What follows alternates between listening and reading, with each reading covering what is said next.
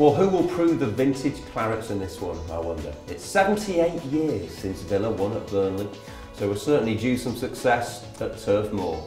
On this week's pre-match show, we hear from Monday night's goal scorer, Gabby Abonlahor, and New Look central defensive pairing, Kieran Clark and Joris Akure.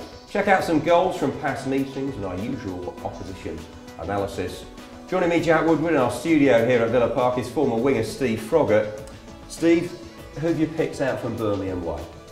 Firstly, Tom Heaton, the goalkeeper. I guess we don't choose goalkeepers very often, but he's probably as busy as anybody in a Burnley shirt. Been an ever-present for a couple of seasons, part of their promotion winning side, so he'll be key. Dean Marney, who's their engine room, again, started in the top flight, worked his way around the leagues, come back, again, virtually ever-present the last 2 seasons, so a real key player in the centre of the field for Burnley. And the main man, really, right now, the one who everybody's talking about, Championship Player of the Year last season, Danny Ings. Yeah, so like any good story, you've gone for the beginning, the middle and the end, if you like, of the lineup, but he has got a great finishing ability. How do you go about dealing with a player like that? I think it's always very tough to deal with somebody who's full of confidence. But saying that, we've got 2 centre-halves at the moment who played fantastic against Southampton. Yeah. So having played against Pele, they won't be frightened about this lad. He's nowhere near as big or as physical as Pele, but his movement's very good. He'll run in behind. He will have a different type of threat. So they'll have to be, in terms of communication between the centre-halves, they'll have to be really clued in, because he's somebody that people have been looking at for a couple of seasons, but not quite sure whether he's good enough for the top flight. Well, he wants to prove everybody that he is. I'm glad you mentioned Joris and Kieran there, because they will go in with so much optimism and positivity into this game now. They dovetailed well, they looked a good partnership at the back, and that's what you need away from home against a team who are buzzing on the back of 2 straight wins.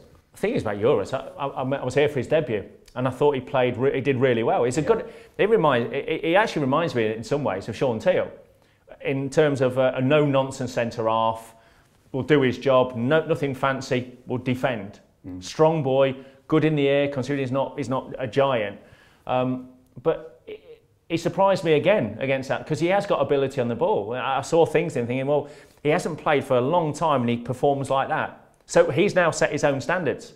If he plays like that every week, then the other boys are going to find it very hard to dislodge him. And Kieran, I thought he was absolutely terrific. I thought he played a real leader's role in that. And I know, he gets his fair share of stick from Villa fans, because I think sometimes it's easy to pick on the young lads. Yeah.